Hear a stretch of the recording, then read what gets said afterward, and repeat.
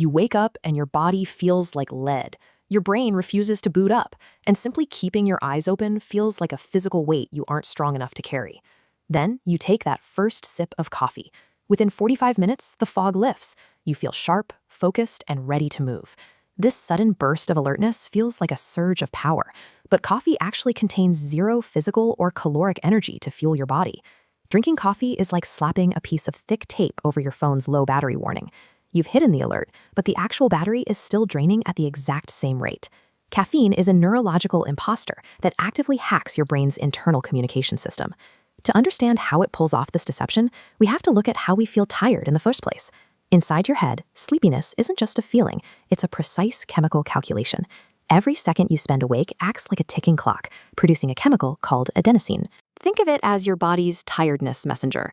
As the day goes on, these molecules accumulate and dock into matched receptor slots along your neural pathways. Once that connection happens, your brain receives the tired signal. You start yawning, your focus drops, and your eyelids become heavy.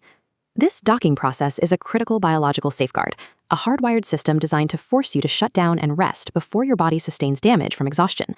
But watch what happens when caffeine enters your bloodstream and reaches those same synapses. Caffeine's physical structure is nearly identical to adenosine, a molecular doppelganger. Because the shapes match, caffeine slides right into those exact receptor slots, but it's chemically inactive. It occupies the space but stays silent, never triggering the signal that your brain is tired.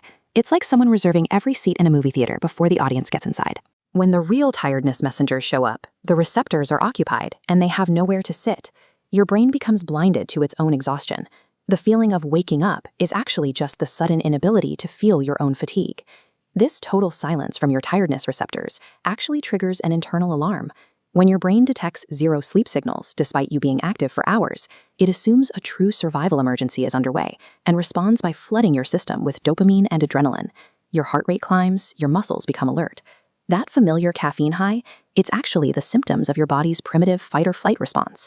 This biological hijacking explains why a single cup eventually stops working for daily drinkers, eventually requiring 2 or 3 cups to feel the same effect. Your brain is highly adaptable and quickly realizes its primary communication channels are being artificially blocked. And to compensate, your brain begins sprouting brand new adenosine receptors right next to the ones caffeine is currently blocking. This physical restructuring of your brain is what we call caffeine tolerance. You're now in a biological arms race against your own head. You must consume more caffeine to block these new slots and achieve your normal everyday baseline. This leads to an inevitable consequence the moment that caffeine finally vacates the receptors.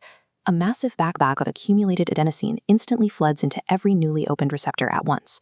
And this chemical tidal wave causes the crash, the overwhelming fatigue and severe withdrawal headaches that follow a missed cup.